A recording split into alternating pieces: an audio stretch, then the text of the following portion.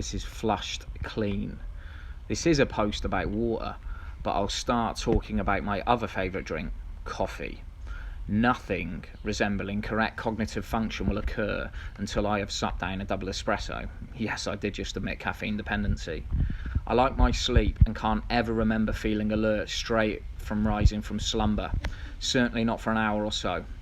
I did a plastering apprenticeship on leaving school for a few years before moving into full-time sport. The alarm was set for 5:45 a.m. each morning. I would arrive at my boss's house slumped over my BMX handlebars, most of the time not really remembering the journey there. Even when training in the morning, I need to be up, at minimum 2 hours before the start of the session. This has the other benefit of giving food adequate time to digest too, but initially I did it for the primary purpose of not being blurry-eyed on the mat or in the gym. I didn't touch coffee until I was 24, considering it to taste like hot mud until then. After a friend told me about having an espresso when travelling to combat jet lag, I followed suit when dropping off the cliff at a layover stop on the way to Japan. I was half dead to bouncing off the walls in about 30 minutes. I've used it ever since. For a year or so following my first coffee buzz, after dragging myself out of bed, the first thing I would do in the morning was head to the kettle. This was around the time that I began to have to really battle to get to the fighting weight of 73 kilos. I've always taken a keen interest in anything nutrition and have been privileged to work with good professionals in the field. Something I'd never taken as seriously as I should have was hydration. Coffee, then food to set myself up for the session. The first water that I would normally drink was during the first training of the day. I began reading a few articles on water loading as a method to make weight.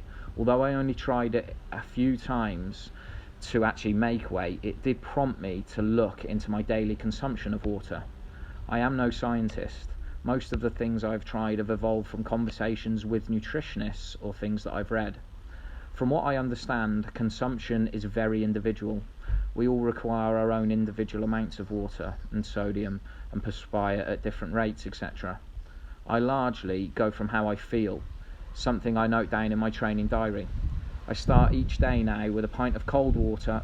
I read somewhere that the body fires up the digestion system and the metabolism to heat the water up so that it can pass through the kidneys, which can aid in fat burning. I have some more water whilst eating breakfast, then after around a litre I'll have a coffee. I then carry a bottle around with me for most of the day, taking sips whenever I feel like it. For me, I find that on non-training days, around 3 litres during the full day works well. Any more and I'm going to the toilet every 10 minutes. I adjust accordingly with whatever training that I do have. I felt so much better, more energy. My hunger was satisfied after food, which is very important for weight making athletes. My digestive system was more effective, can be an issue in weight cuts, and skin was feeling better. My body just felt generally cleaner.